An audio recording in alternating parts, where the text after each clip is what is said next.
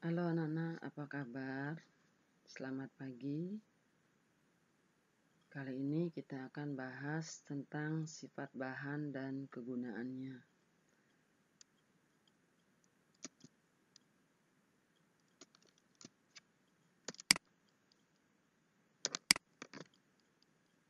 Nah, bahan apa saja yang biasa digunakan sehari-hari? Itu yang pertama adalah logam, lalu plastik, kemudian kayu, karet,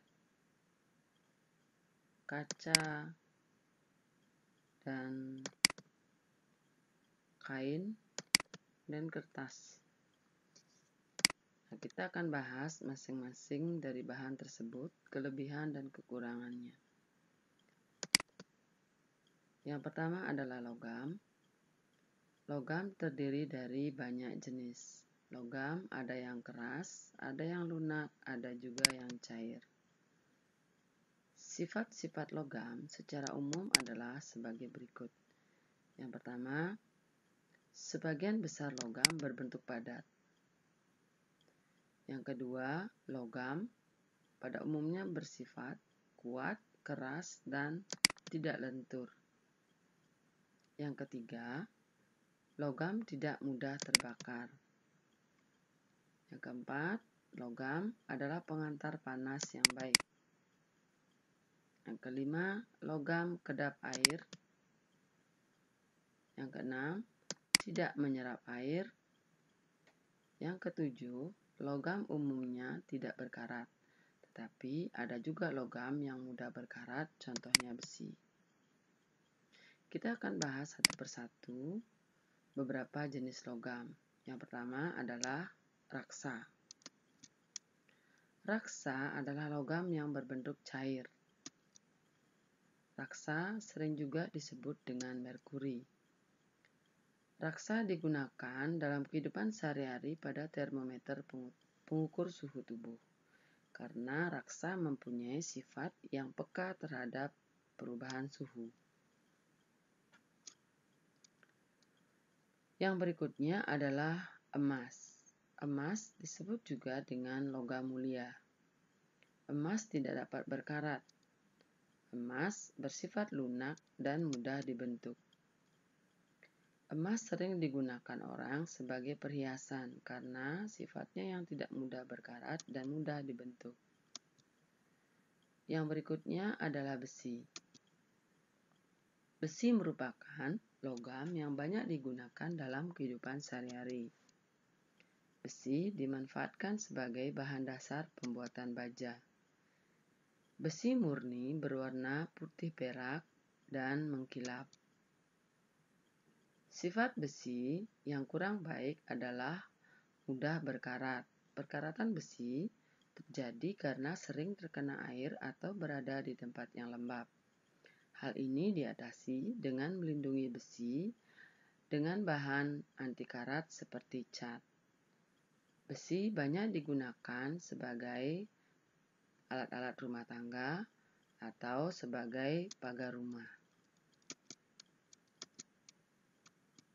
Berikutnya logam, tembaga. Sifat tembaga yang banyak dimanfaatkan adalah mudah mengantarkan panas dan listrik. Karena sifatnya itu, tembaga banyak digunakan sebagai peralatan masak dan kawat listrik. Tembaga sering dicampur pemakaiannya sebagai logam campuran karena tembaga yang asli sifatnya lembek. Jadi tembaga sering dicampur misalnya dengan timah sehingga menjadi kuningan. Apabila dicampur dengan seng, tembaga akan menjadi perunggu. Logam berikutnya adalah aluminium. Aluminium banyak digunakan dalam kehidupan sehari-hari. Aluminium bersifat ringan, lentur, konduktor listrik, konduktor panas, dan tahan karat. Karena sifatnya ini, aluminium banyak digunakan sebagai bahan peralatan rumah tangga seperti panci, wajan, dan lain-lain, serta sebagai bahan pembuat kaleng minuman. Bahan yang kedua yang akan kita bahas adalah kaca.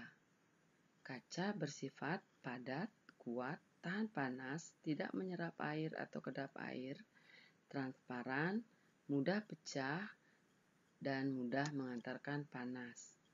Karena sifatnya yang transparan, kaca sering digunakan sebagai bahan kaca jendela. Karena kedap air, kaca juga digunakan sebagai alat rumah tangga seperti gelas, tiku, dan lain-lain. Bahan ketiga adalah plastik. Plastik banyak digunakan dalam kehidupan sehari-hari. Plastik merupakan bahan kimia turunan dari minyak bumi. Plastik pada umumnya bersifat ringan, kedap air, transparan, bersifat isolator tetapi mudah terbakar. Karena sifatnya masing-masing itu, plastik banyak digunakan sebagai salah satunya adalah pembungkus makanan, sebagai payung, sebagai mainan anak, sebagai jas hujan. Namun, plastik mempunyai sifat yang merugikan karena sampah plastik tidak mudah terurai oleh mikroorganisme. Yang keempat adalah karet. Sifat karet yang utama adalah lentur. Karena itu, karet sering digunakan sebagai bahan baku pembuatan ban kendaraan. Sifat karet yang lain adalah sebagai isolator. Tidak tembus air, kuat, tapi mudah terbakar. Karet mentah terlalu lunak, karena itu karet harus divulkanisasi sebelum dipakai sehingga menjadi lentur. Karet banyak dipakai sebagai bahan pembuatan alas kaki, pembungkus kabel, ganjalan pintu, dan lain-lain.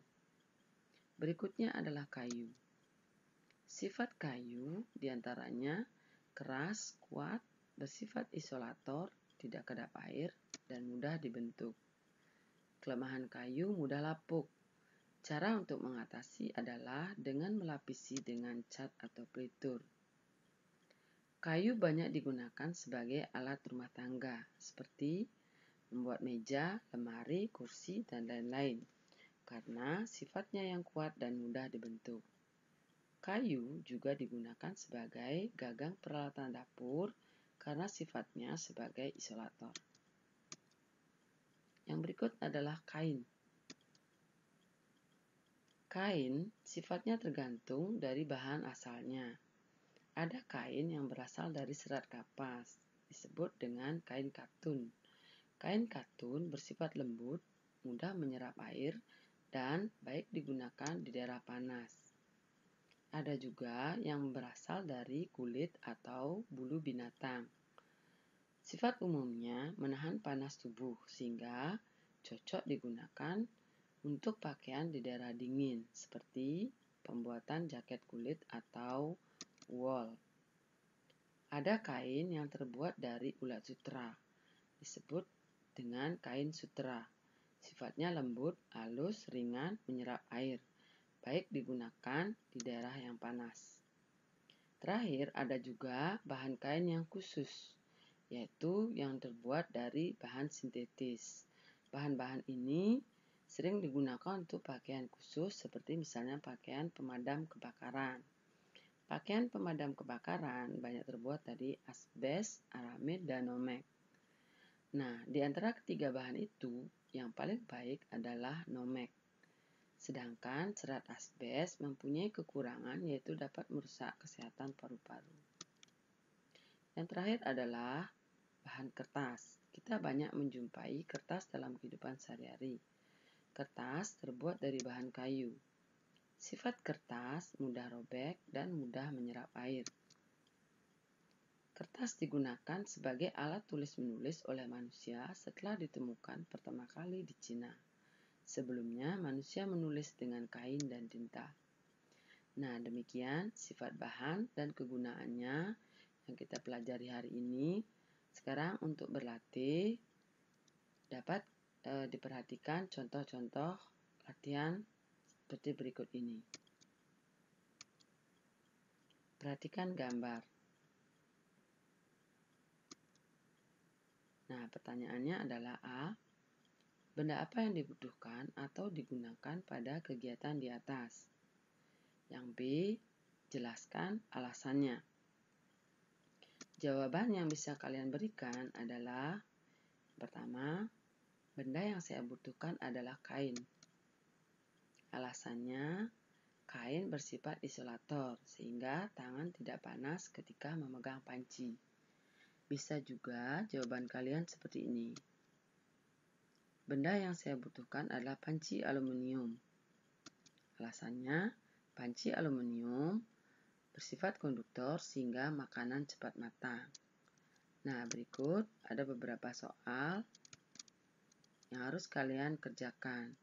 Yang pertama, perhatikan gambar ini dengan pertanyaan yang sama seperti tadi. Ini soal nomor 2, ketiga, yang keempat, dan ini yang terakhir, kelima. Demikian materi kita kali ini. Terima kasih dan selamat mengerjakan.